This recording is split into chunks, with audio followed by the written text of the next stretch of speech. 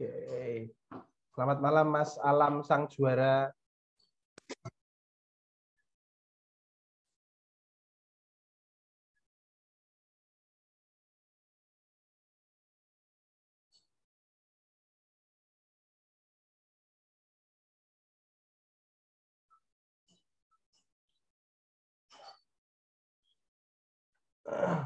Oke, kita mulai ya, teman-teman.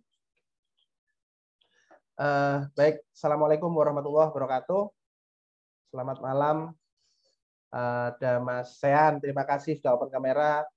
Ada Mbak Diah tadi ini sudah apa namanya itu pamit saya untuk nggak buka kamera karena sedang nggak enak badan dan sedang ada hal yang ya saru lah misalnya kalau open kamera ini nggak apa-apa.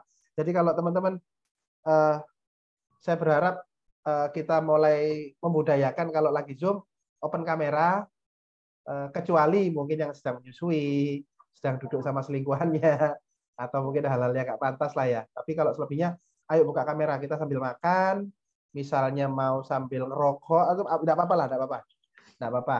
Meskipun nggak harus lihat kamera, nggak apa-apa. Jadi dengan adanya buka kamera, kita ada interaksinya lebih enak. Ini Mas Aziz. Selamat malam Mas Aziz. Ada Mas Alam juga. Malam. Nah, gitu dong. Buka kameranya Mas Aziz. Mantap saya. Wah, karena nanti blur-blur. Oke.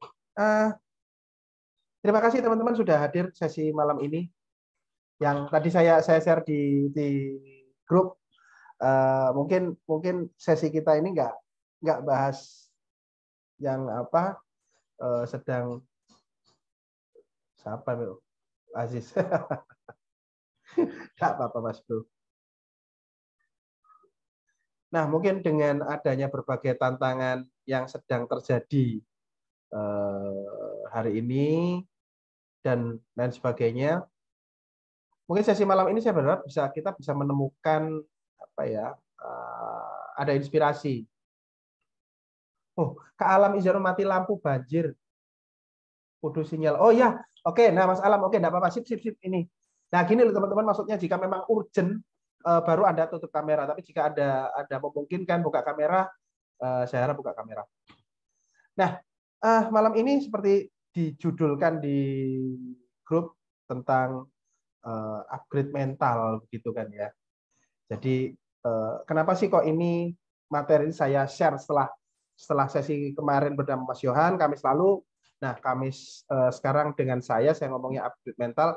Ini saya mau ngobrol, saya mau berbagi rahasia dapur saya tentang bagaimana sih mengelola mental ini, mengelola hati dan pikiran agar tetap bisa survive apapun tantangan kehidupan. Saya nggak bilang masalah teman-teman ya, saya nggak bilang masalah.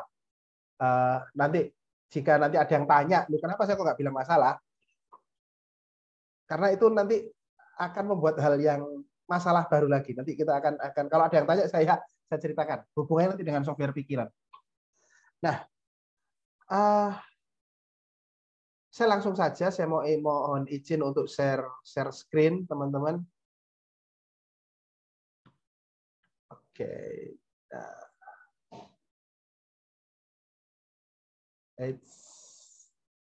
Nah, upgrade mental mewujudkan kesuksesan. Ini judul yang saya bagikan pada teman-teman. Jadi tetap teman-teman selama sesi ini berlangsung santai saja, buka kamera sambil makan boleh, sambil minum es boleh, yang nggak boleh sambil mandi ya. Teman-teman, saya mau sharing tentang bagaimana upgrade mental, bagaimana kita bisa tetap survive menghadapi apapun tantangan dalam kehidupan kita. Sesinya santai. Syaratnya adalah jika ada ganjalan dalam pikiran Anda, baik berupa pertanyaan maupun pernyataan, ataupun sanggahan, apapun juga. Oke, teman-teman bisa langsung tulis di kolom chatting, ya, tulis kolom chatting, atau misalnya mau diskusi langsung, mau open mic, bisa langsung angkat tangan, raise hand di sini, nanti kasih tombol raise hand-nya dinyalakan, nanti kita bisa ngobrol. Oke, teman-teman, langsung saja saya mulai. Bismillahirrahmanirrahim. Nah, ini kenalan singkat lah. Mungkin sebagian teman-teman cuma kenal nama, tapi siapa saya begitu kan ya. Kurang lebih saya inilah, kurang lebih. Saya membantu banyak orang untuk bagaimana punya kehidupan lebih baik. Saya secara pribadi itu ya, pekerjaan pribadi saya sejak kurang lebih tahun 2010, saya menekuni dunia hipnoterapi. Saya membantu banyak orang untuk bagaimana sih menata pikiran agar lebih berdaya dari kondisi yang bagaimana, jadi bisa lebih baik. Kalau saya bersama Pak Yohan, bersama Mas Yohan,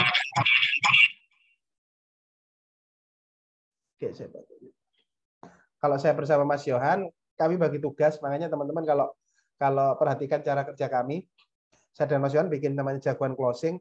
Kalau hal-hal yang berkaitan dengan marketing, pemasaran, bisnis, itu wilayahnya Mas Yohan.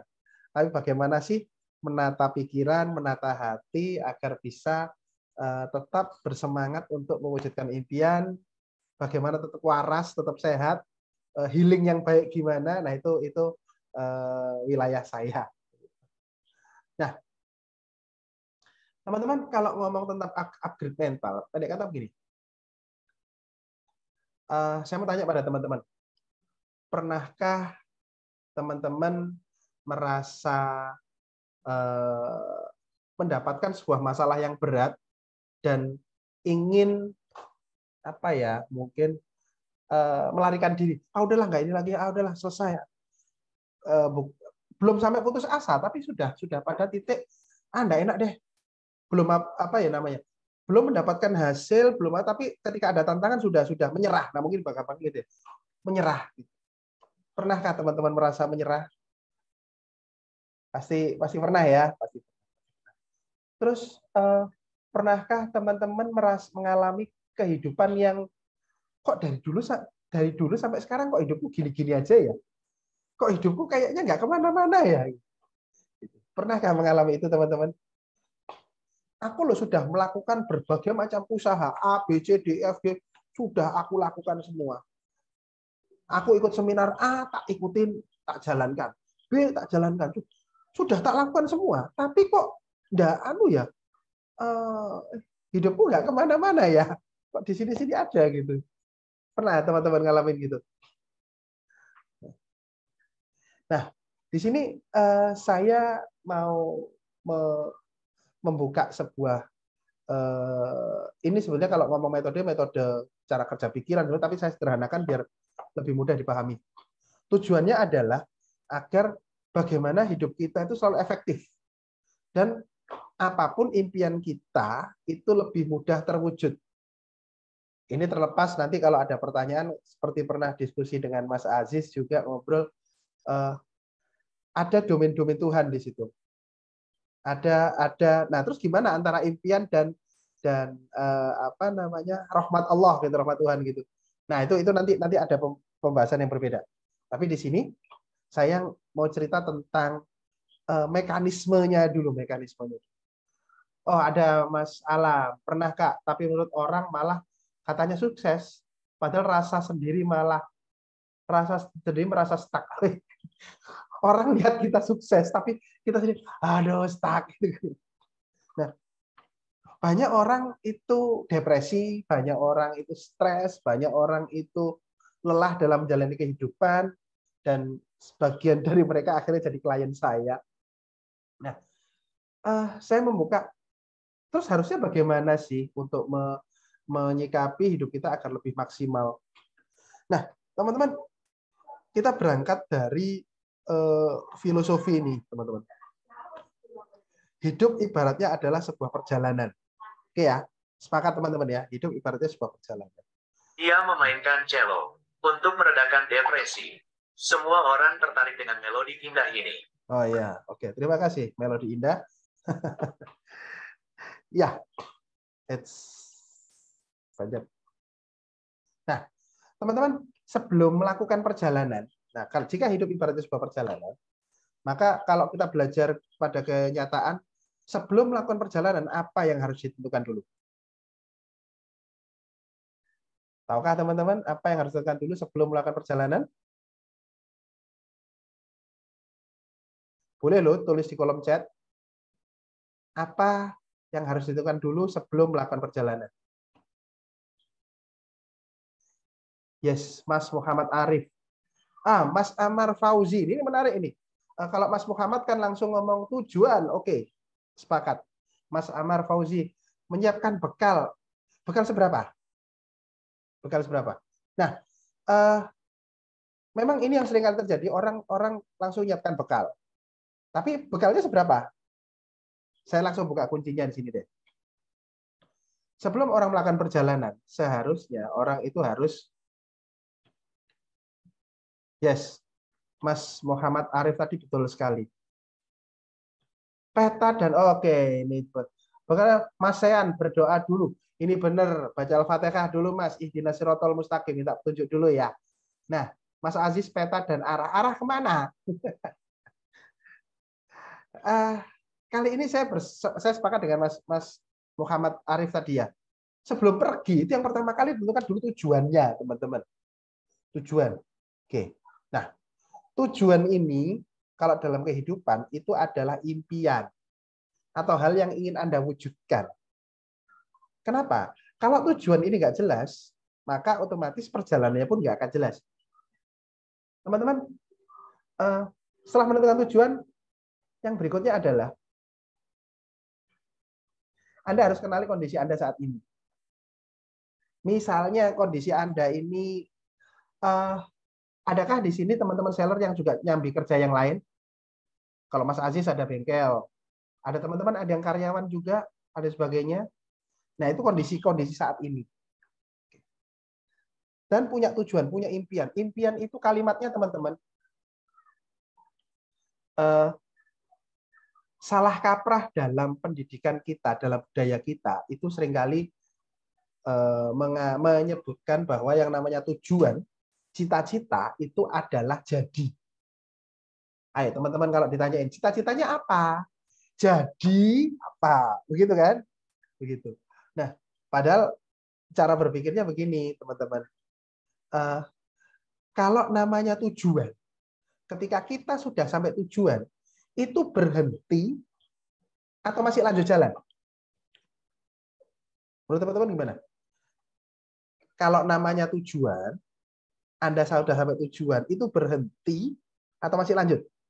Silakan, mungkin bisa diskusi di sini kita. Siapa yang tahu jauh atau tujuannya perjalanan, maka ia akan bersiap. Nah, Mas Amar, Mas Aziz lanjut. Oke. Kalau namanya tujuan itu, Mas, kalau sudah sampai itu ya berhenti. Kalau misalnya sudah sampai terus masih lanjut, itu berarti mampir, Mas. Itu bukan tujuan. Contoh, tujuan saya ke rumahnya Mas Aziz. Ya sudah, begitu sudah sampai rumahnya Mas Aziz, saya berhenti di situ.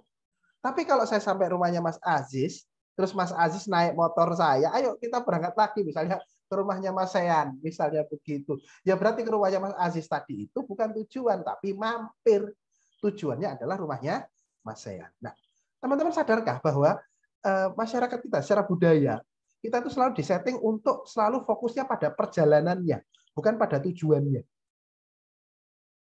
Sejak kecil kita selalu diajak untuk berpikir, sudahlah pokoknya sekolah dulu, pokoknya kerja dulu, pokoknya sekolah di negeri dulu, misalnya begitu.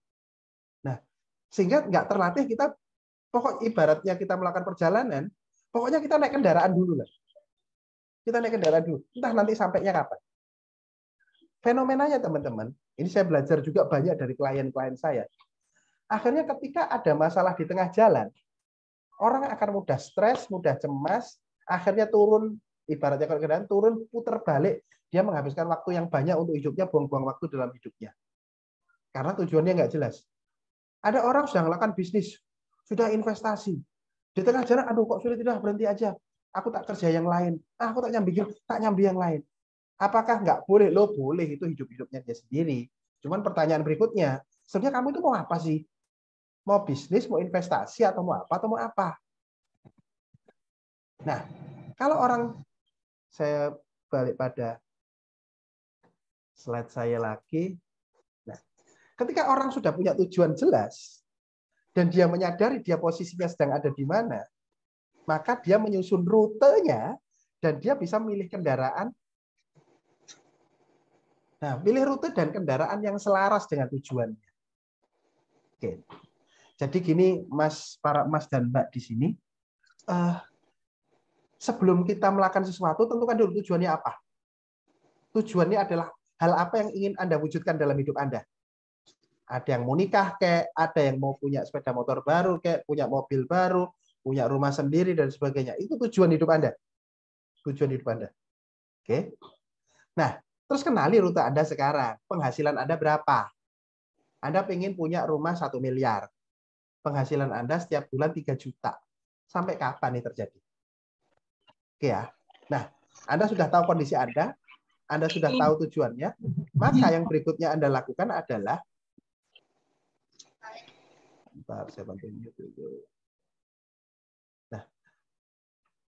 maka langkah berikutnya adalah pilihlah rute dan kendaraan yang selaras dengan impian Anda, bisa mengantarkan pada impian Anda.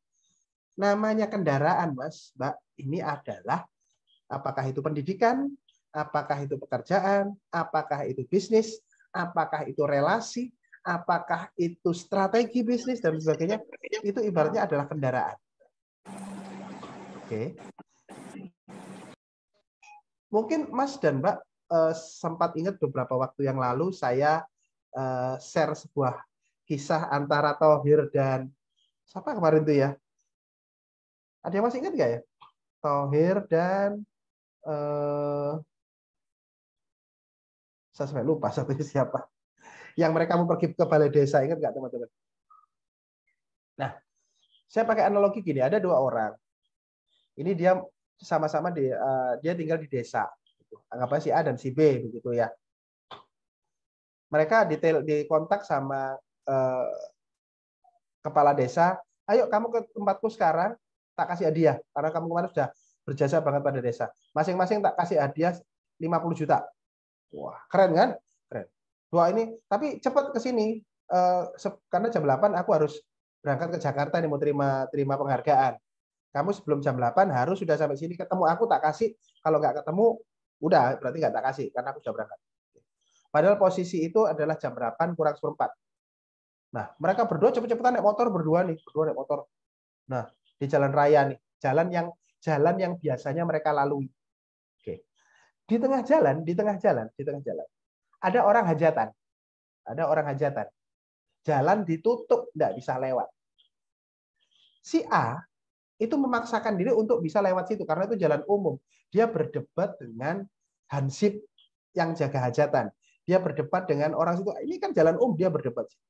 Jam semakin mepet, tapi dia tetap memilih berdebat.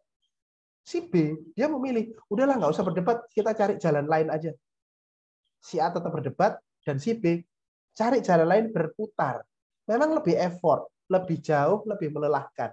Tapi si B akhirnya lebih cepat sampai ke balai desa, dapat hadiah daripada si A. Ini perumpamaan ini sebetulnya itu gambaran saya tentang banyak orang dalam menjalani kehidupan ini. Kenapa sih hidupnya kok sulit berkembang? Karena banyak orang itu fokus pada kendaraannya, bukan tujuannya. Banyak orang tuh lebih pada ribut tentang cara, strategi, dan sebagainya.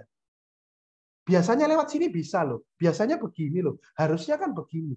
Akhirnya lebih fokus pada bagaimana menjalani perjalanannya, bukan bagaimana sampai pada tujuan. Nah, ini seringkali ketika kita salah melihat ini, teman-teman, mental kita akan lebih mudah lelah ketika kita fokus pada kendaraan. Ketika ada tantangan, kita akan lebih mudah menyerah, lebih capek, lebih mudah stres jika fokus pada kendaraan. Ketika seseorang itu fokus pada tujuan, maka otomatis pikiran kita terlatih untuk kreatif. Ini lewat mana ya? Ini nggak usah disalah, udah emang ditutup jalannya, udah deh cari jalan lain. Celah mana ya? Saya belajar dari orang-orang yang sukses, orang-orang yang sehat mentalnya, orang yang selalu bahagia. Mereka fokusnya pada tujuan. Untuk itu, di awal ini saya menghimbau pada teman-teman, ayo mari diingat-ingat lagi, ayo dicanangkan lagi tentang apa sih impian Anda. Hal apa sih yang ingin Anda wujudkan dalam hidup Anda? Apapun pekerjaan Anda sekarang, apapun ijazah Anda, dan termasuk saat ini kita sedang menekuni bisnis flourishment, ini adalah kendaraan. Mau nggak mau kendaraan ini sudah kita kendarai nih. Mau nggak mau sudah kita kendarai. Nah, ya sudah, ayo dimaksimalkan apa yang ada. Mungkin perlu ada tantangan. Oh, di depan ada orang hajatan.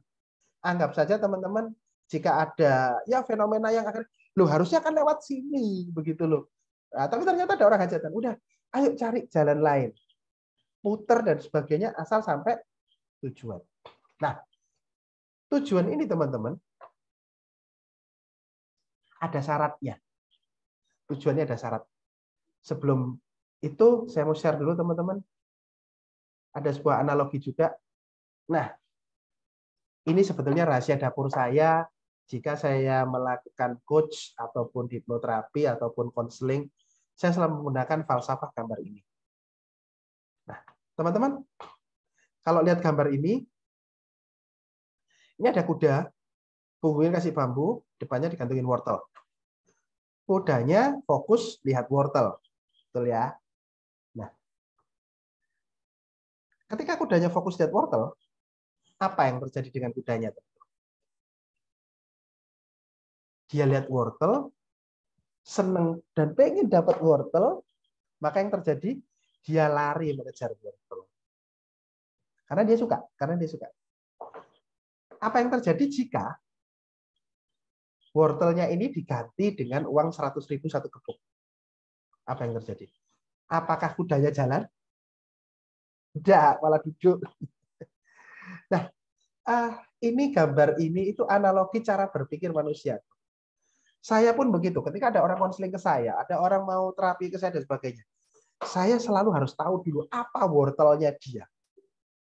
Apa tujuan hidupnya? Hal apa yang ingin dia capai? Jika wortelnya saja nggak jelas, sudahlah, Anda mau model terapi seperti apapun, kasih motivasi seperti apapun, akan sulit berjalan. Karena wortelnya aja nggak jelas. Terus kemudian, bayangkan kudanya sudah fokus lihat wortel, terus pantatnya dicambuk, teman-teman. Pantatnya dicambuk. Apa yang terjadi dengan kudanya? Makin kenceng larinya. Nah, cambukan ini ibaratnya adalah sebuah kondisi kehidupan yang nggak nyaman. Hal yang ingin Anda hindari. Kalau teman-teman masih ingat sesinya Pak Yohan hari Kamis lalu, cambukannya adalah harga yang harus Anda bayar jika Anda nggak bergerak sekarang. Gitu. Kalau Pak Mas Yohan cuma cerita apakah itu berupa orang tua kita butuh biaya atau apa anak butuh biaya macam-macam lah ya. Nah, itu adalah harga yang harus Anda bayar jika Anda nggak bergerak sekarang. Jadi teman-teman untuk memperkuat mental kita, syaratnya gampang. Ayo temukan dulu wortel Anda. Apa sih wortel Anda? Hal apa yang ingin Anda wujudkan dalam hidup Anda? Dan cambukan apa? Hal apa yang Anda hindari dalam kehidupan Anda? Saya bilang tadi, namanya wortel. Itu harus punya, ada syaratnya. Namanya tujuan punya syarat. Mungkin ada beberapa teman di sini sudah pernah dengar cerita ini, namun saya akan ingatkan lagi. Saya pernah punya klien, teman-teman. Bapak-bapak umur 40 tahun. Dia datang ke saya dalam kondisi depresi, dalam kondisi stres. Oke ya. Ceritanya dia itu sudah apa ya? Dia merasa itu nggak sukses. Kalau bahasa gampangnya saya tanya, Pak, Bapak kenapa sih kok sampai depresi gini? Kenapa sampai datang konsultasi ke saya? Mas Okta, saya itu stres, saya itu depresi. Gimana enggak, Mas? Saya itu sudah sekolah ya, dulu sudah sekolah. Sampai kuliah. Terus kerja, Mas, ngumpulin modal. Terus kemudian saya buka usaha. Saya investasi. Saya ikut seminar ini tuh ditawarin seminar untuk bisa sukses dan sebagainya. Aku ikut semua, Mas. Tak lakukan semua. Tapi sampai sekarang loh aku nggak sukses. Oke ya, teman-teman. Berarti dia nggak sukses kan? Terus teman-teman, syarat yang pertama untuk ada 3 syarat ya, apa namanya wortel itu harus bisa ya agar bisa masuk dalam pikirannya. 1, wortelnya itu harus bisa dibayangkan. Wortel bisa dibayangkan. Saya tanya kepada Bapak ini, Pak, menurut Bapak yang Anda sebut sukses itu seperti apa? Dia bilang, sukses itu Mas Okta, kalau saya jadi orang kaya. Ayo, menurut teman-teman, satu dia ngomong sukses itu belum jelas, saya tanya sukses jadi orang kaya. Yang disebut orang kaya ini menurut teman-teman itu sudah jelas atau masih kabur ya? Gimana teman-teman? Kalau menurut Anda yang dia sebut tadi orang kaya itu sudah jelas atau masih kabur? Nah, kalau menurut saya masih kabur, teman-teman. Saya masih kabur. Saya tanya lagi, Pak, menurut Bapak orang kaya itu seperti apa? Dia bilang, orang kaya itu kalau saya punya banyak uang. Banyak uang. Sudah jelas atau masih kabur? Kalau menurut saya masih kabur, teman-teman. Terus saya tanya lagi. Oh, kabur. Oke, Mas Muhammad Arif. Kita sepaham. Masalah kabur juga. Uang banyak kabur. Nah, karena uang banyak yang dia maksud tadi masih kabur, saya tanya lagi ke dia. Pak, kalau gitu yang Bapak maksud uang banyak itu berapa? Dia tuh pusing. Berapa ya? Yaudahlah, pokoknya banyak. Pokoknya banyak. Ya. Nah, akhirnya teman-teman, kalau istilahnya Mas saya tadi di grup, angel tuturane gitu kan ya. Si Bapak ini angel tuturane gitu, klien saya ini. Akhirnya teman-teman saya nggak banyak omong, saya keluarkan dompet saya keluarkan uang Rp5.000, saya kasih ke dia. Pak, ini uang Rp5.000, saya kasih ke Bapak, dan mulai sekarang Bapak sudah jadi orang sukses. Marah dia teman-teman. Loh, kok cuma 5.000 Mas Okta? Ya, mbok 5 miliar gitu loh. Saya balas bilang ke dia, loh Pak, Bapak tadi kan yang bilang bahwa orang sukses itu kalau jadi orang kaya. Orang kaya itu uangnya banyak. Uang banyak itu pokoknya banyak. Nah, karena pokoknya banyak, Pak. Uang 5.000, Pak. Ini kan lebih banyak daripada Rp500. Kan selesai sebetulnya. Ya jangan gitulah, Mas. Ya tidak bisa, Pak.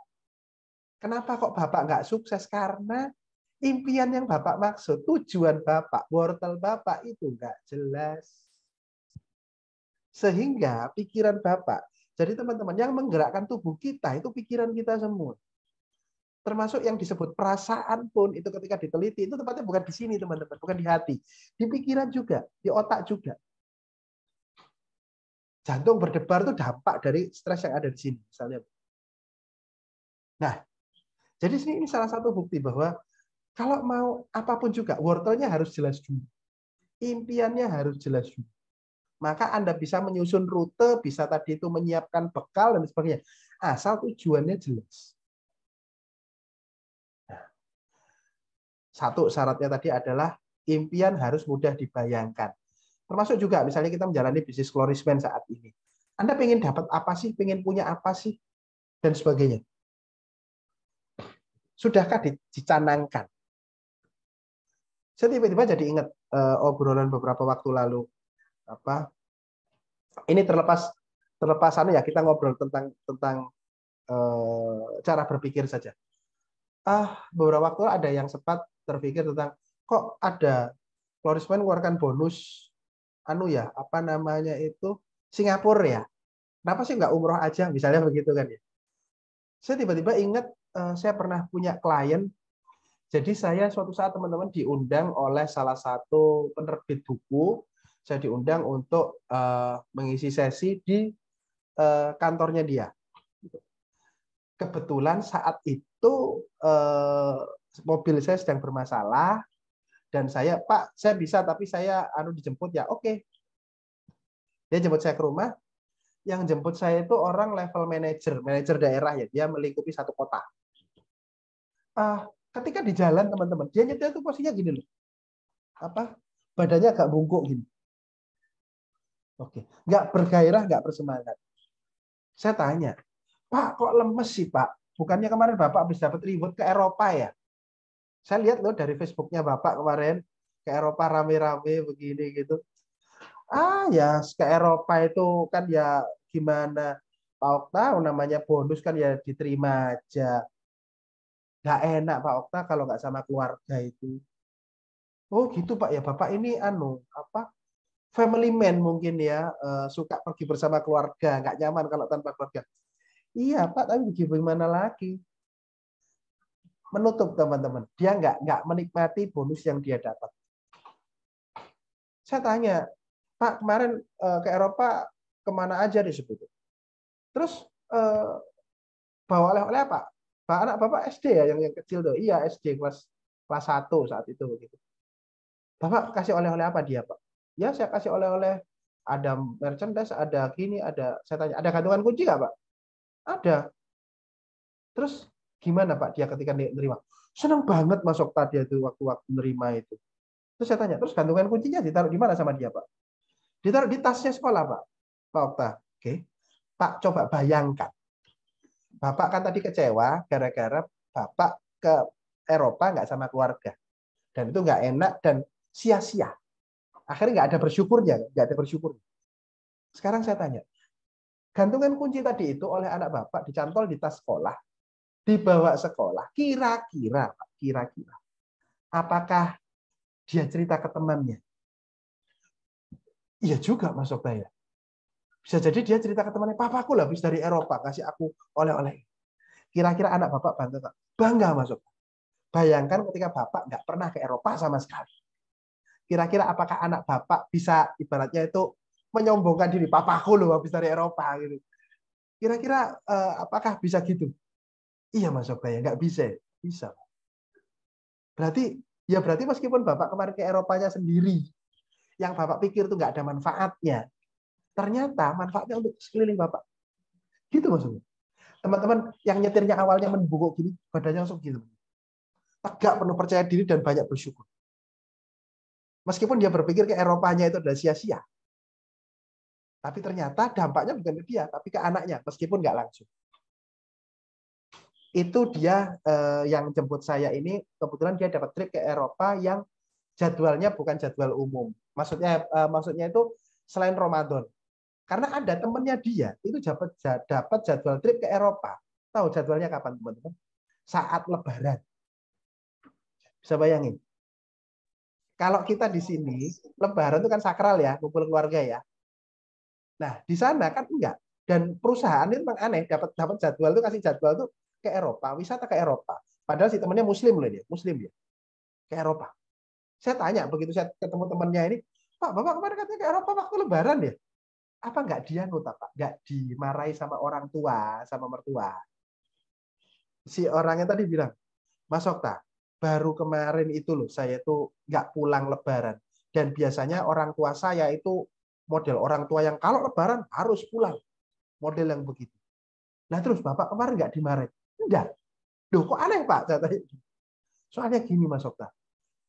Pasti ketika Lebaran, kan kumpul keluarga. Nah, di situ saya nggak hadir. Justru itu ternyata Bapak saya tuh malah begini. Ada saudara datang tanya, loh si itu mana? Si Fulan mana? Gitu. Oh iya dia nggak pulang ke tahun ini, dia ke Eropa. Ternyata meskipun saya itu nggak mudik, tapi bapak saya itu yang biasanya marah-marah malah bangga karena bisa cerita ke saudara, ke tetangga, anakku nggak pulang hari ini karena ke Eropa. Nah, saya kan awalnya berpikir loh kan bukannya lebih berkah kalau mudik ya daripada jalan-jalan ya.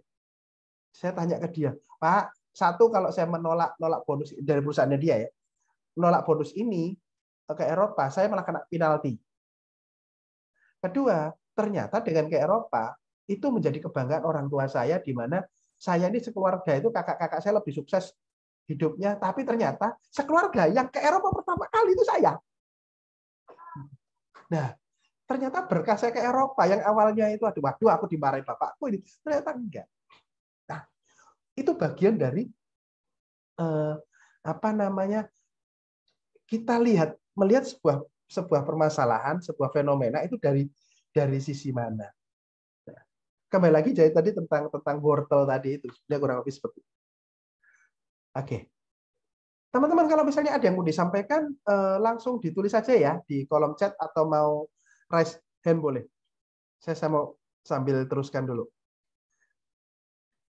Nah, setelah kita belajar tentang wortel ini tadi teman-teman, saya mau buka ini yang bersyukurnya Anda yang hadir malam ini. Mungkin ada yang pernah belajar di tempat lain atau bagaimana, tapi malam ini saya mau buka sesuatu tentang bagaimana memaksimalkan, memanfaatkan pikiran bawah sadar untuk menentukan dan mencapai tujuan hidup kita. Nah, seru kan? Seru. Nah, di antara teman-teman ini, adakah yang sudah pernah tahu tentang apa itu pikiran bawah sadar? Boleh dong, ada yang sharing. Sudah pernah tahukah Anda tentang pikiran bawah sadar? Apa itu? Begitu. Adakah teman-teman? Atau mungkin tahunya dari TV gitu ya. Masuk dalam pikiran bawah sadar Anda. 1, 2, 3, gitu ya. Ada mungkin ya korban kebanyakan nonton TV begitu ya. Uya Mas Aziz. Nah, ini ada sainsnya. Kebetulan kalau teman-teman tadi lihat saya certified hipnoterapis. Jadi ini ada ilmu sainsnya. Gitu. Dan bersinggungan dengan psikologi juga. Pernah Pak, tapi gak mempan. Saya ceritakan.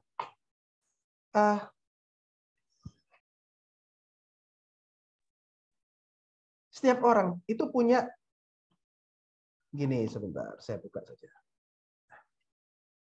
Oke. Nah, teman-teman, ini adalah gunung es. Oke. Gunung es ini selalu menjadi perumpamaan tentang software pikiran atau pikiran, sistem kerja pikiran. Sistem kerja pikiran diibaratkan seperti gunung es. Diibaratkan ya. Jika nanti mungkin Anda mungkin punya teman dokter bedah saraf atau nonton YouTube tentang pembedahan otak, terus kemudian Anda cari gunung esnya, itu tidak ada. Ini perumpamaan. Karena software pikiran, cara berpikir, sistem pikiran itu abstrak. Seperti juga aplikasi, bentuknya apa? Tidak ada. Itu bentuknya hanya angka-angka, kode-kode sama. Nah, sistem kerja pikiran kita diibaratkan seperti gunung es. Ada dua kondisi di sini. Satu adalah bagian yang di atas permukaan air dan ada yang di bawah permukaan air. Oke. Yang di atas permukaan air ini disebut dengan pikiran sadar atau conscious mind. Besarnya 12% dari total sistem pikiran kita. Pikiran sadar itu mengendalikan perilaku kita yang direncana, pakai logika, pakai analisa. Itu adalah kerjaan pikiran sadar. Aku bulan ini mau target berapa? Oh, bulan ini nanti menjelang puasa. Berarti nanti itu biasanya orang kebutuhan ini, oke, aku target sekian. Oh, aku berarti harus pulaan berapa? Aku harus belanja berapa? Oh, aku begini. Itu kerjanya pikiran sadar. Anda menata sesuatu. Oh, saya mau pergi ke rumahnya Mas Ervan Fauzi. Jarak rumah saya ke tempat dia 5 kilo. Oke, aku naik motor. Berarti bensinnya harus sekian. Aku harus berangkat jam sekian. Itu logika. Ditata dengan baik, pakai analisa, pakai pemikiran. Pikiran sadar ini terbentuk pada manusia sejak seseorang itu atau seorang anak itu sudah bisa berargumen. Ayo bubuk siang. Nggak mau, aku menonton TV dulu. Oke. Sudah bisa berargumen, itu berarti pikiran sadarnya mulai terbentuk. Kurang lebih ya usia 3-5 tahun lah ya. Pikiran sadar ini juga menyimpan segala informasi pengetahuan. Tahu, hanya tahu saja. Teman-teman yang di sini ada yang merokok kah? Ayo, ada yang merokok? Ada ya? Ada. Kalau misalnya nggak ada yang merokok, apakah Anda punya teman perokok? Punya ya? Punya. Coba tanya pada Anda yang perokok atau teman Anda yang merokok. Oh banyak, masalah jawabannya. Apakah mereka tahu? Apakah Anda tahu bahwa merokok itu merugikan kesehatan? Pasti tahu lah ya, pasti tahu. Sudah, berhenti sampai situ dulu, berhenti sampai situ dulu. Saya lanjutkan. Tahu ya, sudah tahu. Nah, sekarang saya mau mengulas tentang bagian yang di bawah permukaan air laut. Inilah yang disebut dengan sistem pikiran bawah sadar atau subconscious mind. Oke. Besarnya 88%. Pikiran bawah sadar ini itu mengendalikan perilaku kita yang tanpa direncana, tanpa logika, tanpa analisa, terjadi secara spontan. Itulah pikiran bawah sadar. Pikiran bawah, jadi misalnya ini kalau yang langsung tampak ketika saya share screen ini, ada Mas Yan sedang nunduk ke bawah, gitu kan ya. Nah, langsung ngelirik toh, langsung ngelirik Mas Yan. Mas Yan ngelirik gini apa pakai rencana? Loh, senyum toh, senyum. Apakah pernah pakai rencana? Oh, nanti jam 20.16 aku tak senyum. Nah, tak ada rencana. Spontan. Nah, jadi pikiran bawah sadar mengendalikan perilaku kita yang spontan. Anda nyetir sepeda motor. Tadi saya kasih contoh, Mas Dari tadi. Saya mau tempat ke rumahnya Mas Ervan naik sepeda motor. Oke, jaraknya sekian. Berarti saya harus berangkat jam sekian, posisi bensin harus sekian. Gitu. Itu logika. Tapi ketika saya nyetir, mau belok seberapa, kecepatan seberapa, itu semuanya adalah pikiran bawah sadar semua. Terjadi spontan, nggak pernah direncana. Oh, nanti aku kalau keluar gang ini, aku harus belok ke kiri 5 derajat ke kiri. Habis itu aku harus gasnya agak kencengan, posisi speedometer harus 20 km per jam, misalnya begitu. Nah, itu repot akhirnya. Namanya nyetir motor itu spontan. Berarti itulah kerjaan pikiran bawah sadar. Bisa dipahami ya? Pikiran bawah sadar ini itu terbentuk sejak 4 bulan dalam kandungan. Jadi kalau teman-teman kalau ikut pengajian, Ustadznya cerita bahwa usia 4 bulan dalam kandungan itu ruh mulai ditiupkan oleh Allah. Kalau istilah saya, ibarat manusia adalah komputer, harddisknya nyala. Harddisknya nyala. Nah, dalam kandungan ini pikiran kita menyerap segala apapun perasaan ibu kita itu terinstal dalam diri kita tanpa kita sadari. Jika dulu ibu Anda ketika hamil itu selalu bahagia, Anda bisa jadi sampai sekarang pun apapun kondisinya Anda selalu bahagia. Jika dulu ibu Anda itu orang saat mengandung Anda itu ketakutan kekurangan uang, sampai sekarang pun Anda ketika sekaya apapun Anda masih takut kalau kekurangan uang. Ibaratnya. Nah, pikiran sadar ini selalu aktif, teman-teman. Sejak 4 bulan kandungan sampai kita meninggal dunia, itu baru off. Baru off. Dia menyimpan semua data, informasi, dan sebagainya. Nah, karena pikiran bawah sadar ini itu mengendalikan lebih banyak perilaku kita daripada pikiran sadar. Pikiran bawah sadar ini juga disebut dengan wilayah keyakinan. Keyakinan. Nah, gini sekarang. Kembali lagi tadi masalah rokok. Wah, Mas Haidul, merokok semua pas. Aku mau membahas tentang rokok ini. Nah, jadi gini, teman-teman. Tadi kalau pikiran sadar, itu adalah wilayahnya pengetahuan.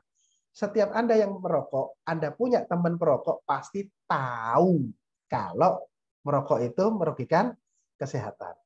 Pasti Anda pernah bertanya-tanya juga. Loh, sudah tahu merokok merugikan kesehatan, kok masih merokok? Ayo, ada yang pernah berpikir begitu? Kenapa kok sampai terjadi begitu, teman-teman? Karena bahaya merokok itu hanya masuk pada pikiran sadar, yaitu tentang tahu bahwa merokok itu merugikan kesehatan. Tapi nggak masuk pada pikiran bawah sadar. Nggak masuk pada keyakinan. Pikiran bawah sadar tentang keyakinan. Contohnya begini, tahu merokok merugikan kesehatan? Tahu. Tapi loh, bapakku loh, tetap merokok umurnya panjang. Kakekku selalu merokok ya umurnya panjang. Masalahnya di mana? Kalau nggak ngerokok tuh kalau nggak ngerokok habis makan tuh nggak enak. Nah yaudah, berarti kan merokok itu masih menjadi sesuatu yang menyenangkan keyakinannya. Oke ya. Nah, oleh sebab itu teman-teman, ketika kita ngobrol tentang tujuan hidup dan sebagainya, temukan masukkan tujuan hidup itu yang langsung masuk dalam pikiran bawah sadar, bukan hanya pada wilayah pengetahuan. Contoh, saya pernah punya klien itu yang dia itu senangnya ikut-ikutan. Jadi gini, tujuan hidup impian tuh bisa dua kita konversi. Kita yang atur sendiri atau kita mengkonversi. Kalau atur sendiri itu gini, aku tuh sebenarnya cuma butuh iPhone. Aku nggak butuh mobil Avanza. Oke ya. Ya sudah, fokusnya pada iPhone. Meskipun teman-teman pengen Avanza, udah ngurus. Aku pokoknya punya iPhone. Meskipun lebih murah. Aku pengen punya handphone Oppo. Teman-teman aja pengen berangkat umroh. Ya udah berangkat. Aku pengennya punya handphone Oppo. Karena itu wortelnya. Nah, nanti ada syarat-syarat tertentu. Nah, tapi ada juga impian itu yang apa ya? Kita sendiri yang harus mengkonfirmasi, mencari maknanya. Seperti tadi klien saya tentang berangkat ke Eropa tadi. Dia nggak bisa milih. Dia milih umroh nggak bisa. Karena bonusnya yang dia dapat adalah ke Eropa. Kalau dia akhirnya kecewa, aduh ngapain sih berangkat ke Eropa, tidak ada manfaatnya. Aku loh punya impian berangkat umroh. Kok ini malah berangkatkan ke Eropa? Ketika terjadi pertentangan seperti ini ngabisin energi loh teman-teman. Ngabisin energi. Akhirnya yang paling baik ketika nggak berkutik, kita berkompromi. Nggak apa-apa, aku pergi ke Eropa. Tapi nanti kebanggaannya itu mau tak persembahkan untuk saudaraku, untuk orang tuaku, dan sebagainya. Akhirnya kita tetap masih mendapatkan keuntungan meskipun nggak mewujudkan apa yang kita mau. Oke ya. Nah, saya mohon izin share screen lagi. Setelah kita tahu tentang konsep pikiran sadar dan bawah sadar, terus bagaimana sih caranya men-setting impian agar masuk dalam pikiran bawah sadar? Otomatis teman-teman, kalau impian itu masuk dalam pikiran bawah sadar, perjalanannya, kalau tadi ada tujuan, perjalanannya pun akan lebih ringan. Karena engine dalam tubuh kita ini bergerak secara maksimal. Karakteristik pikiran bawah sadar. 1, memiliki peta masing-masing.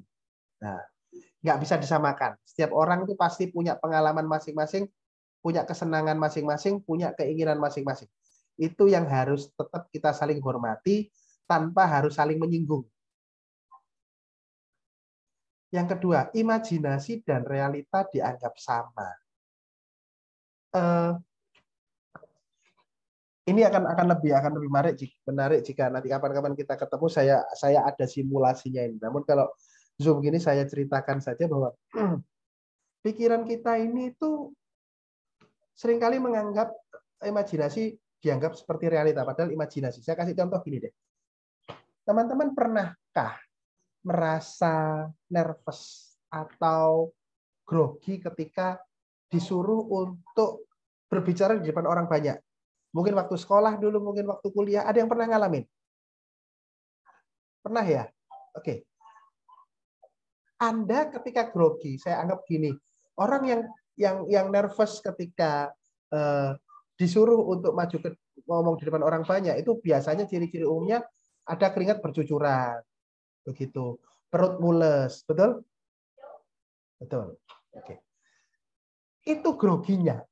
Itu sebelum naik panggung atau ketika naik panggung? Pasti sebelum. Betul kan? Pasti sebelum.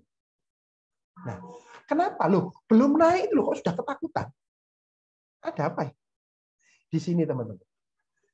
Kita itu sebelum naik, ini khusus bagi Anda yang pernah ngalamin nervous ketika disuruh naik panggung ya. Kita belum naik panggung, itu pikiran kita sudah berimajinasi. Nanti kalau salah gimana? Nanti kalau dipermalukan gimana? Nanti kalau dianggap jelek gimana? Nanti kalau diolok-olok gimana? Sadarkah teman-teman yang pernah ngalamin itu terjadinya di awal? Oke ya. Segala kekhawatiran tadi itu sudah terjadi atau belum? Belum. Tapi kita sudah berimajinasi dulu. Nah, pikiran bawah sadar menganggap imajinasi dan realita dianggap sama. Jadi meskipun Anda belum mengalami, anggap aja tadi di apa ya, dibully lah anggapnya gitu ya, dibully di depan di atas panggung gitu ya. Anda belum mengalami itu, tapi pikiran Anda sudah merasa aku sudah dibully. Ya. Sehingga pikiran bawah sadar ini menganggap itu sudah dibully, langsung muncul reaksi untuk bertahan, perut sakit dan sebagainya, keringat bercucuran dan sebagainya. Padahal belum maju. Oke. Jadi imajinasi dan realita dianggap sama. Nah, itu tadi adalah contoh negatifnya. Terus bagaimana kalau bisa contoh positifnya tuh gini, teman-teman. Misalnya Anda anggap aja contoh misalnya beberapa waktu lalu ada beberapa teman di sini yang dapat reward motor ya. Mas Yogi juga dapat motor. Selamat Mas ya. Oke. Anggap saja ini kita bikin contoh. Saya bikin contoh enggak apa-apa Mas Yogi ya. Enggak apa-apa ya. Oke. Anggap saja Mas Yogi ini memang punya cita-cita, punya impian, punya motor baru. Karena namanya impian berarti kan belum terjadi. Belum terjadi. Namanya masih impian, belum terjadi. Nah, ketika pikiran kita tuh fokus pada mewujudkan ini, aku jalanin bisnis biar aku dapat motor baru, bentuknya gimana, dibayangin. Ingat teman-teman, impian harus mudah dibayangkan. Nggak bisa Anda mikirin, aku pengen mobil mewah. Nggak ada. Coba Anda tinggal dimanapun juga, termasuk Anda yang tinggal di Jakarta, adakah showroom mobil mewah? Setahu saya nggak ada. Oh iya Mas Aziz, oke silakan, terima kasih. Ada Mas Aziz, mohon izin dulu. Ya. Nah, setahu saya kalau showroom mobil Mercedes ada? Ada. Lamborghini ada? Ada. Tapi kalau showroom mobil mewah ada? Tidak ada. Jadi teman-teman, tujuan kita tuh harus jelas, mudah dibayangkan. Langsung saja sebutkan. Dan bayangkan Anda sudah mencapai itu. Anda sudah mencapai itu. Otomatis pikiran bawah sadar Anda menikmati itu. Dan tubuh Anda bergerak untuk ke situ. Sama dengan tadi, kalau Anda takut, Anda merasa Anda dibully di depan panggung, di atas panggung, maka pikiran Anda mengambil terjadi dan tubuh Anda akan bertahan. Jangan sampai aku naik ke atas panggung. Karena itu tidak enak. Tapi kalau pikiran kita fokus pada kebahagiaan, fokus pada impian, maka tubuh kita akan happy untuk mewujudkan. Kalau saya boleh sharing, saya dulu ketika belum punya mobil, saya selalu bayangin di jalan itu seperti naik mobil, teman-teman.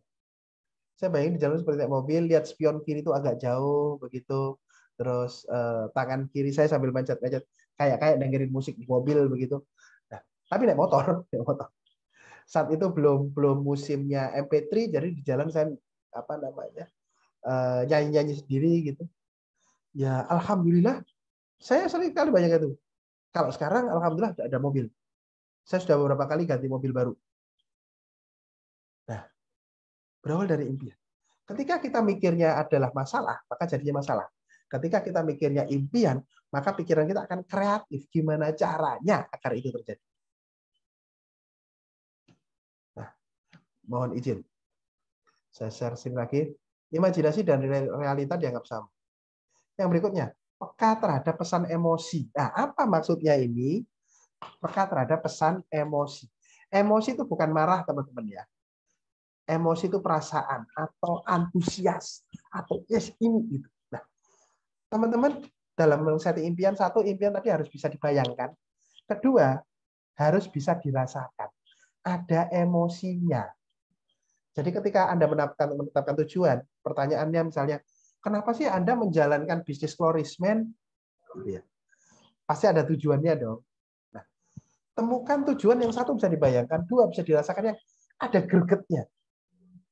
Aku tuh capek kalau kerja jadi karyawan terus. Aku juga harus pengen dong itu kerja pagi hari bangun sudah di rumah, nggak usah kemana-mana. Ini misalnya, aku pengen dong dapat penghasilan sampingan, misalnya begitu. Ada gregetnya. Penghasilan sampingan berapa? Ada nominalnya. Aku pengen kayak Mas Yogi, misalnya, atau seperti Mas Sean, bangun tidur jam berapapun suka-suka. Betul gitu kan ya? Nah, teman-teman di sini yang sudah full time di bisnis ini, aku sekarang harus bangun pagi, harus berangkat ke kantor, dan sebagainya. Sampai kapan gini terus? Aku lo nggak pernah nemenin anakku. Aku lo juga gini, selalu ada urusan kantor dan sebagainya. Dan ini ada peluang bagus. Aku mau seperti itu. Aku pengen hidupku lebih enak, kerja di rumah, sambil packing, sambil nemenin anak. Ada imajinasinya dan ada gregetnya. Ngecek gregetnya tuh gini cara ngeceknya. Jika Anda ditanya, jika impian Anda sampai nggak tercapai, contoh ya, mungkin sini ada yang karyawan, mungkin gimana jika misalnya Anda gagal di bisnis florisman? Ya enggak apa-apa. Nah, ini berarti itu bukan impian Anda. Tapi kalau gimana jika Anda gagal? Loh, tidak bisa. Aku harus berhasil biar aku bisa nemenin anakku. Sampai kapan aku harus kerja ikut orang terus? Ada gregetnya, ada antusiasme. Otomatis itu akan masuk dalam pikiran bawah sadar.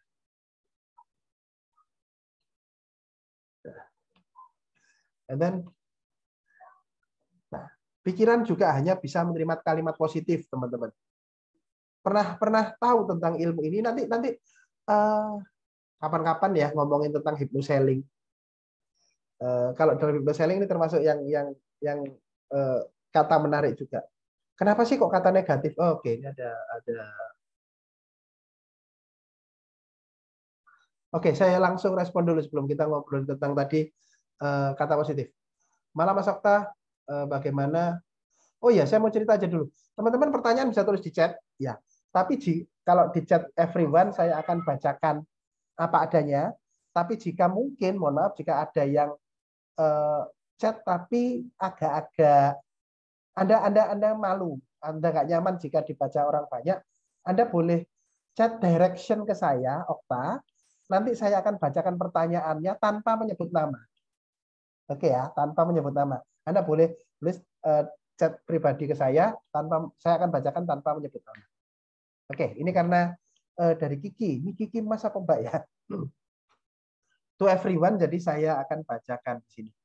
Malam Mas Okta, bagaimana tips agar konsumen yang kita jaga dan rawat tidak menjadi seller juga? Kan sedih banget kita yang mengenalkan pertama kali produk Loris, tiba-tiba tidak order lagi dan sekarang menjadi pedagang juga. Kedepannya pasti seperti itu lagi, mungkin karena merasa produknya cocok, makanya jadi seller tambah untung tanpa perlu order saya lagi. Untuk menjadi seller Loris sekarang lebih mudah, bahkan tanpa modal di TikTok Loris. Kadang saya menjual harga seperti di akun official Loris karena katanya di online official lebih murah, padahal kan lagi promo mulu. Tipsnya Mas agar saya kenalkan produk tidak menjadi seller. Ini untuk Kiki ya. Oke, ini sebetulnya pertanyaan teknis bisnis.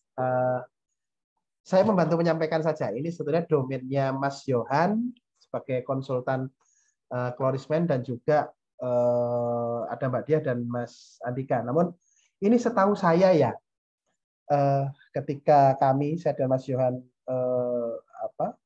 jadi konsultan di Klorisman, yang pertama adalah kita sudah menerapkan sistem bahwa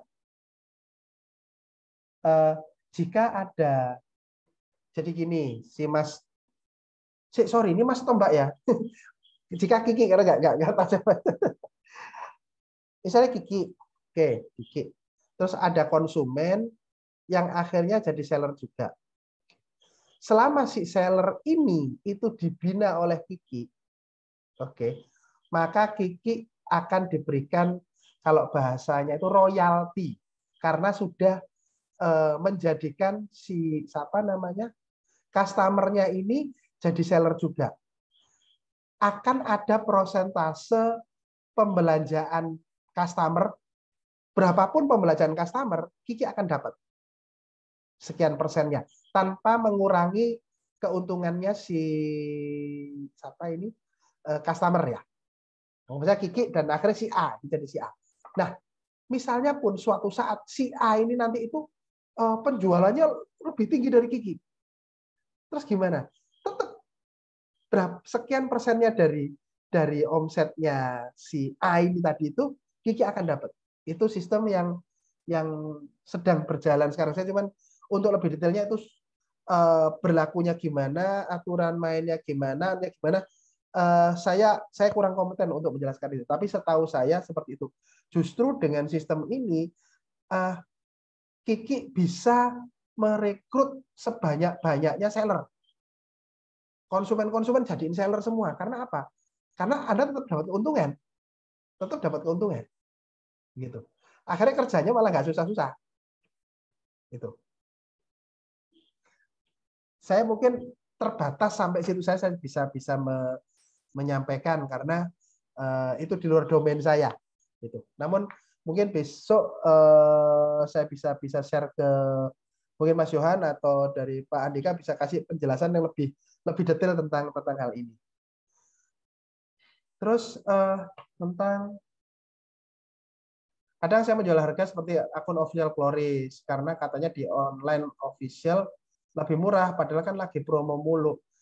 Yang pasti gini, per 1 Maret ya, kemarin itu sudah disepakati karena ini saran dari kami juga, dari konsultan, setelah mendengar banyak curhatan dari teman-teman seller.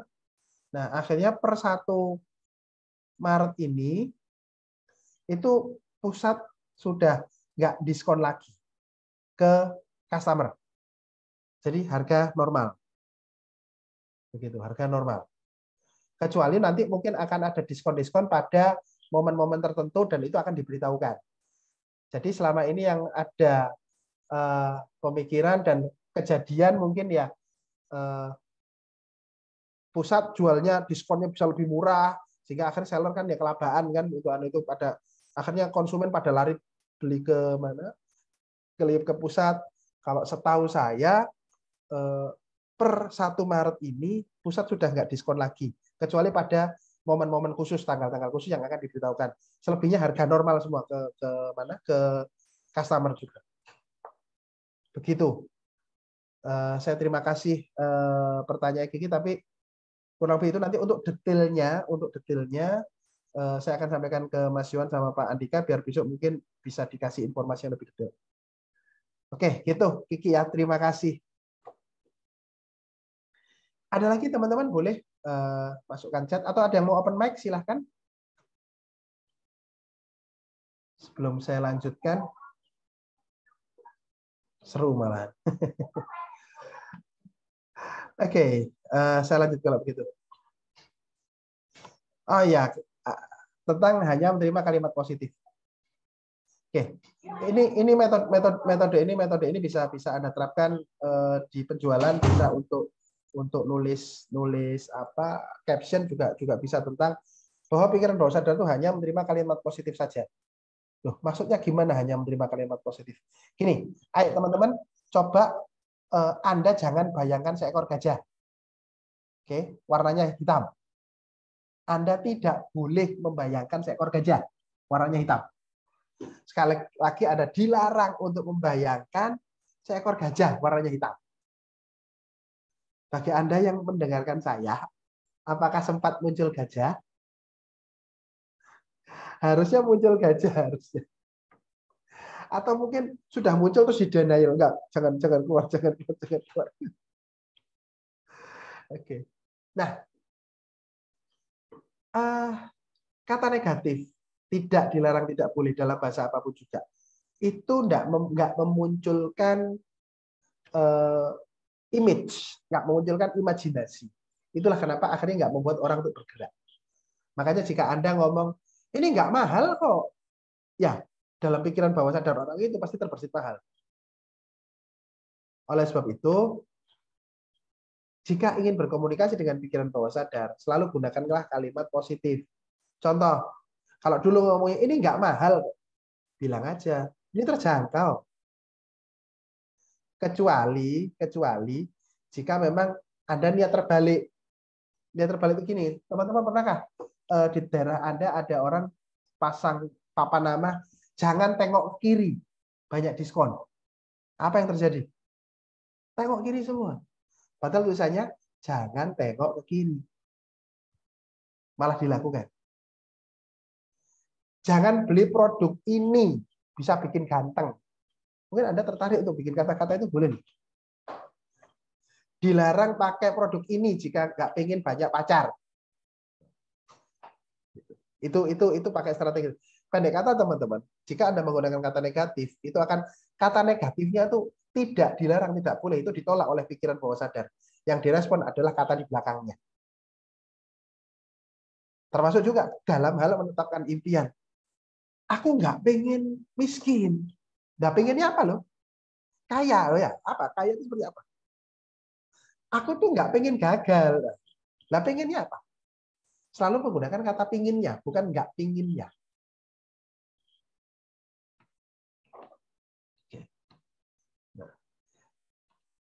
Nah, kemudian setelah menerima kalimat positif, semakin diulang semakin tertanam. Di akhir slide saya, teman-teman, yang pasti namanya tujuan, impian, cita-cita itu syaratnya satu harus bisa dibayangkan. Wortelnya tujuannya satu harus bisa dibayangkan. Dua harus bisa dirasakan. Tadi ada gregetnya. Tiga harus bisa dikatakan. Oke. Anda fokuskan pada tiga hal ini dalam setting impian Anda. Maka otomatis pikiran Anda akan tertarik untuk kreatif, fokus pada tujuan. Anda sudah nggak ribut lagi tentang rute jalan dan sebagainya. Karena rute jalan, kendaraan, style, strategi, itu bisa Anda ubah-ubah. Karena itu nggak penting. Yang penting sampai tujuan. Nah, kurang lebih demikian slide saya. Sampai sini, teman-teman, adakah yang mau menyampaikan sesuatu? Silahkan, siapapun juga.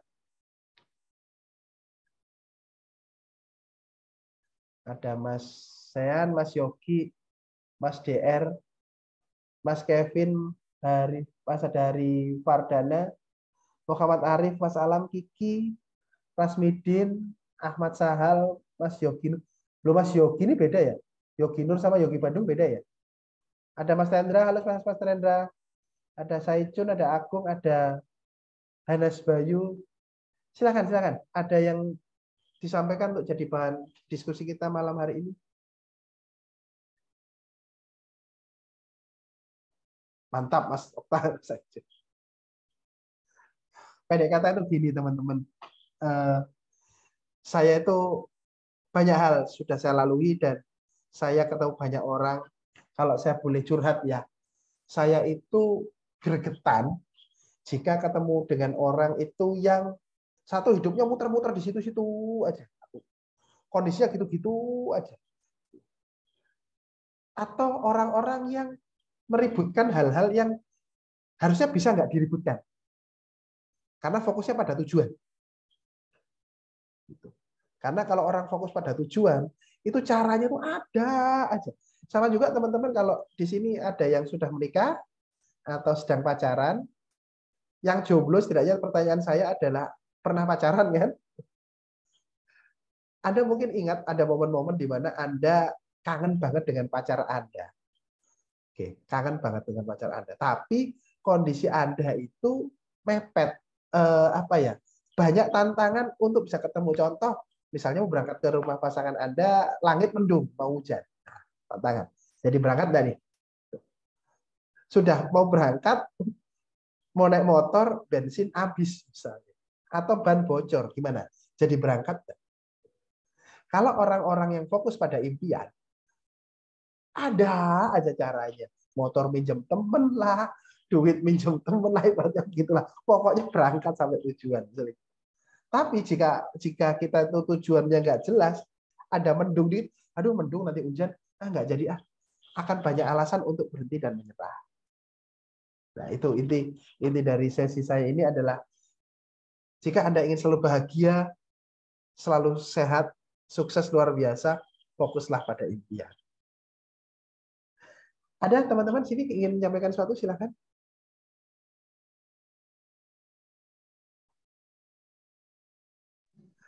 Oke. Malam Mas Iwan. Malam Mas Pak Kevin. Okta. Siap Ya. Mas Kevin. Pak Okta. Silakan. Sebetulnya lebih bagus kalau misalkan kita tuh punya impian. Mas, lebih boleh bagus kamera kita dong? merasa... Memungkinkan nggak, Mas Kevin? Maaf. Ya. Boleh buka kamera nggak? Memungkinkan nggak? Maaf, lagi nggak memungkinkan. Ya deh. Oke. Gimana Mas Kevin? Seandainya kita tuh punya impian nih. Lebih baik kita tuh udah merasa memiliki atau kita benar-benar punya keinginan yang kuat aja udah cukup? Lebih bagus yang mana tuh kira-kira Mas Okta? Oke. Lebih bagusnya itu sudah memiliki. Tapi bukan pada taraf halu ya. Bukan taraf halu. Jadi kalau teman-teman mau lebih detail mungkin bisa belajar metode Law of Attraction. Ada bukunya itu judulnya The Secret. Itu. Nah, Itu tekniknya adalah gini. Ketika Anda ingin sesuatu, bayangkan Anda sekarang sudah mendapatkan itu. Oke. Nikmati emosi senangnya. Ingat, harus ada emosi senangnya. Nah, setelah pada punya emosi senangnya tadi, lupakan, ikhlaskan. Kembalilah pada realita hidup Anda, tapi tanpa berharap. Contoh nih, contoh. Tadi saya cerita bahwa saya pernah visualisasi untuk punya mobil. Padahal kenyataannya saat itu saya naik motor. Oke. Saya di jalan, saya membayangin saya sedang naik mobil. Saya sudah naik mobil. Padahal naik motor dalam imajinasi saya. Tapi bukan halu ya, bukan halu. Nah, hingga pada momen-momen ketika sudah, ketika harus kembali ke kehidupan, sudah. Saya mengakui saya sekarang naik motor. Tapi bukan berarti kapan ya punya mobil ya? Oh besok, jangan-jangan besok. Hindari untuk berharap. Sudah, lakukan saja. Karena otomatis itu pikiran kita itu memanggil Jadi gini teman-teman. Ketika kita mikir sesuatu, apapun itu, baik maupun jelek, pikiran kita ini memancarkan sinyal seperti wifi semesta. Dan oleh semesta dipantulkan sekian kali lipat pada diri kita. Kalau mikirnya baik, baliknya baik. Mikirnya jelek, baliknya jelek. Kurang lebih begitu, Mas Kevin. Semoga bisa menjawab pertanyaannya Mas Kevin. Terima kasih Pak Okta. Cukup jelas ya? Atau ada apa lagi? Setengah jelas Pak Okta. Nanti jelas. sisanya lanjut DM. Siap. Monggo, ya tadi Mas Kevin bagus sekali. Misalnya ada yang kurang, boleh DM, boleh. Ini saya baca lagi, For Everyone dari Kiki. Mas, saya kan orangnya hitam. Oke. Terus saya nawarin kloris ke teman-teman saya. Katanya lu aja hitam. Kalau lu jadi putih, baru gue beli. Dah, solusinya bagaimana Mas? Kadang saya jadi kurang pede karena saya hitam orangnya. Saya jadi ingat ada kisah. Jadi gini, sebetulnya kloris ini kan nggak melulu bikin putih. Banyak hal. Dalam sebuah buku marketing ada sebuah pembelajaran gini, Kiki, Mas Kiki. Ada perusahaan sisir rambut. Perusahaan sisir rambut. Dia tim marketingnya itu kanvas ya, di satu grup gitu, satu mobil gitu dikirim ke sebuah wihara. Tahu wihara ya? Tempatnya orang Buddha. Suruh jual sisir. Kira-kira gimana kalau buat teman-teman? Satu, Buddha itu pemuka agamanya botak loh ya. Pemuka agamanya botak. Akhirnya tim marketing ini menyebar. Ada yang ke mana namanya itu, ada yang langsung ke peziarah, ada jemaatnya di situ, ada yang macam-macam. Nah, setelah sore mereka berkumpul, nah ternyata ada satu orang yang penjualannya paling banyak. Loh, kamu kok penjualanmu banyak sekali? Ini gimana caranya? Gitu. Ini Mas, saya sudah bocorin dulu. Loh, saya langsung aja saya datang ke ke kepala biaranya. Saya tawarin ke kepala biaranya. Temannya, hah? Loh, mereka orang-orang botak kok kamu tawarin sisir sih? Loh, iya, bukan buat mereka sisirannya, apa yang disisir dari orang botak. Tapi saya cerita bahwa ini sisir ini kuat, bersih. Segala value sisir ini disampaikan. Sehingga akhirnya oh ya, ini bisa jadi souvenir. Orang-orang setiap jemaat yang datang ke sini akan dapat souvenir berupa sisir untuk menjaga kerapian rambutnya. Sehingga ketika dia berdoa pun hatinya juga rapi dan sebagainya. Udah, akhirnya laku lebih banyak. Jadi untuk Mas Kiki, pelajari lagi bahwa klorisme ini banyak hal. Bukan hanya tentang bikin putih. Nah, ada lagi loh teman-teman, saya pernah punya, ini klien saya tadi yang penerbit buku tadi, dia cerita ke saya tentang trainingnya dia. Ada satu grup kelompok marketer. buku. Mereka disuruh untuk menjual buku. Nah, tapi ternyata ada satu orang yang gagap. Ini mohon maaf ya, di sini ada yang gagap kah? Oke, saya bukan bermaksud bullying ya, tapi ini kisah dari teman saya. Bisa bayangkan, Anda jualan buku, nawarkan buku. Kalau kita oke lah, bisa menawarkan, Pak ini begini-begini. Tapi ada satu orang yang gagap. Dan ternyata di akhir penjualan, akhir periode penjualan, si gagap ini itu penjualannya yang terbanyak daripada yang lain. Kira-kira kalau tadi Mas Sayan kan sudah menebak ini kan bikin merchandise. Kira-kira apa yang dilakukan si orang gagap ini untuk jual buku? Adakah teman-teman yang bisa menduga? Menawarkan paling Bang. Begini, ini buku bagus. Ayo kalau nawarin gitu kira-kira tertarik nggak Bang Yogi? Sedangkan yang lainnya kan, Pak Yogi ini buku bagus ini, bla bla bla, ini Mas buku apa ini? Pak ini buku bagus ini Pak, bla bla bla. Ngomongnya lancar, si gagap ini, tapi dia penjualannya paling banyak. Ayo, karena fokusnya adalah tujuannya terjual, maka kreatifkan mereka ini. Ada lagi teman-teman kira-kira bisa menebak? Naruh produk di orang. Nah, gimana naruh? Oh, dia jelaskannya kayak gitu. Nyimpen. Nah, saya langsung buka aja. Bang Yogi, saya jual buku. Ini mau saya bacakan atau dibeli sekarang? Ayo, milih dibacain atau mau dibeli? Beli. Ya udah, ini beli. Penjualan terbanyak. Paham maksudnya ya? Paham, Bang. Ada aja caranya. Oke. Saya mau juga cerita lagi tentang Kiki. Kemarin tuh saya ada klien sama Pak Yon, ada salah satu perusahaan, teman-teman. Perusahaan suplemen makanan. Makan suplemen ya, untuk kesehatan. Yang sangat premium kalau menurut kami.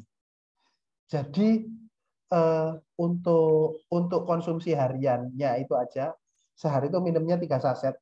1 saset kalau kita hitung eceran itu harganya 50.000. Itu sehari minum 3 kali. Oke, cukup premium kan? Nah, ada salah satu tim marketingnya dia tuh bilang gini ke saya. Mas Okta, ini siapa yang mau beli produk semahal ini? Ini modelnya juga mirip dengan Florisman begini. Jadi kalau tim marketingnya itu bisa dapat sales lagi, dia dapat royalti dari sini. Kurang lebih mirip begini. Saya ini mau nawarkan ke siapa? Orang zaman sekarang itu loh, daripada buat beli suplemen gini, ya mendingan buat beli beras dong. Gitu. Atau beli kebutuhannya, beli token listrik lah atau apa, daripada cuma beli 1 saset kecil lagi. Logis kan teman-teman? Logis. Ini kurang lebih mirip dengan yang digambarkan apa? Aku lo hitam mau nawarin jadi putih. Yang hitam kan Mas Kiki, bukan customernya. Nah, si klien saya tadi itu yang saya ngobrol dengan saya itu, saya cuma tanya gini, Mbak, yang kesulitan, yang lebih milih beli beras itu siapa? Mbak atau customernya? Saya, Pak Okta. Itu ya sudah. Tolong jangan samakan diri Anda dengan customer Anda jika kondisinya berbeda. Cari value yang lain. Oke, sekarang saya tanya. Jika ada orang yang punya penyakit diabetes atau penyakit jantung, yang risikonya itu harus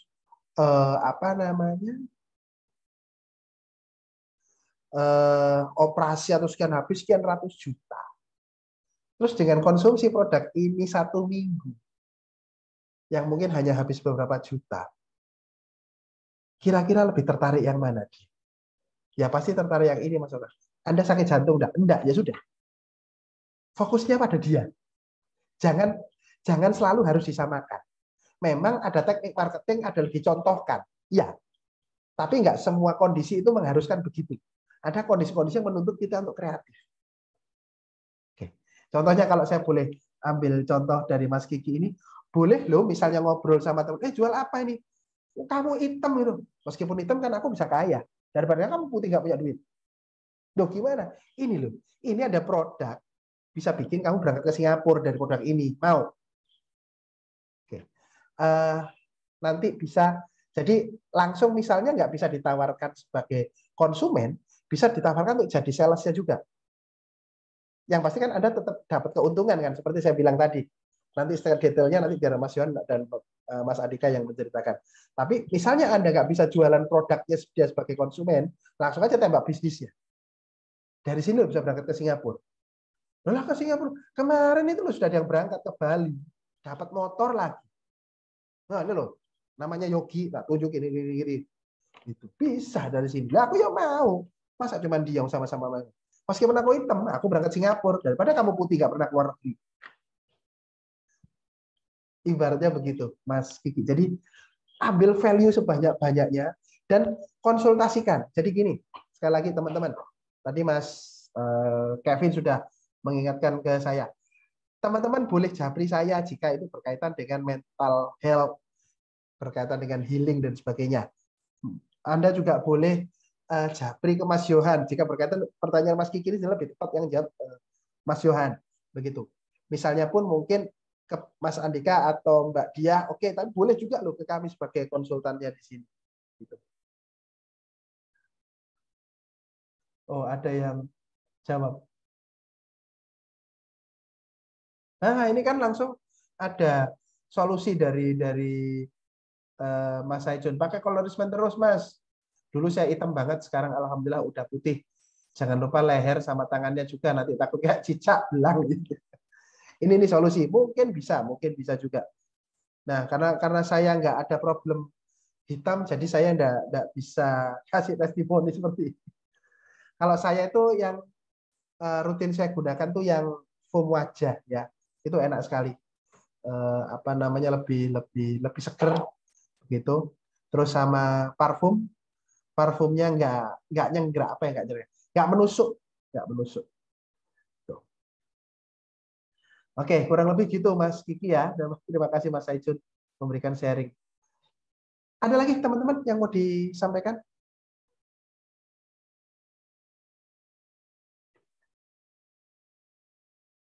Oke. Bisa open mic boleh. Mau boleh. Chat boleh. Oke. Ya.